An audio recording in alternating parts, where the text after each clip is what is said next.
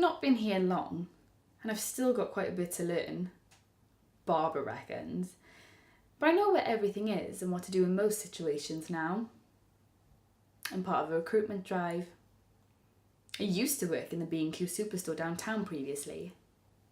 Before I left school, I wanted a job where I was working with people, like meeting people and that. God, aren't careers officers dead losses? I mean, you'd have to be out of your mind to think that you could meet people on the checkout. Do you know what's entailed on the checkout?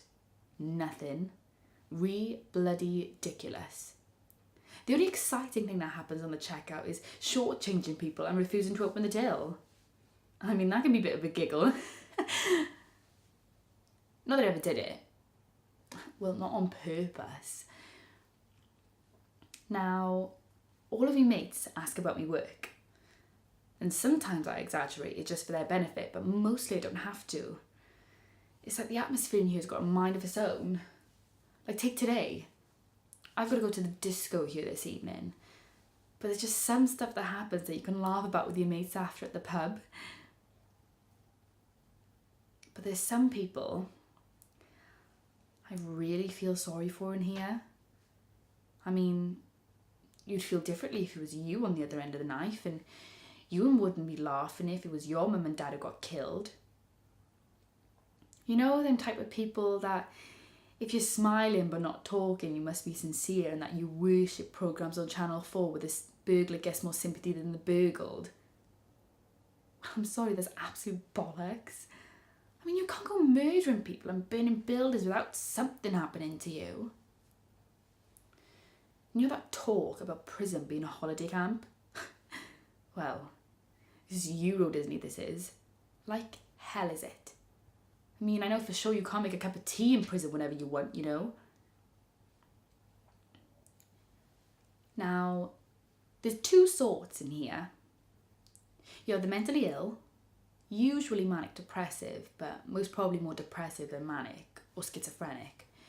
But if they've been here for a while, they can swap them around for a bit. And the other sort is the mentally disordered. Psychopaths, they call them. But I don't think all of them actually are, because they get upset and they cry in that. But anyways, their behaviour isn't right in the head most of the time. Like, if something goes wrong or you don't agree with it, you and I might go along with it, but not them. Like, for example, my dad's a bit of a racialist. Not as bad as some of the people in here, but he can sound a bit off sometimes, and I just go, yeah, even though I don't happen to agree with it. I mean, that's what life is, isn't it? Compromise. I mean, if you picked up on every single thing, you drive yourself mad if you weren't already. You can't just go saying what you think. Talk about 1 step forward, 20 back. They reach the parole ward and they blow it. They blow it and then they have to start back again. I'll give them one thing though. There are no flies on them. Well, not where it counts. I don't know how, but they know exactly what button to push to wind you up. I'm not squeamish. I mean, I can't afford to be now, I'm a nurse, but the stuff they get up to, like slashing themselves and swallowing stuff like it's nobody's business. Of course, it's all a rouse for attention. But then, like everything in life, there's always the other side.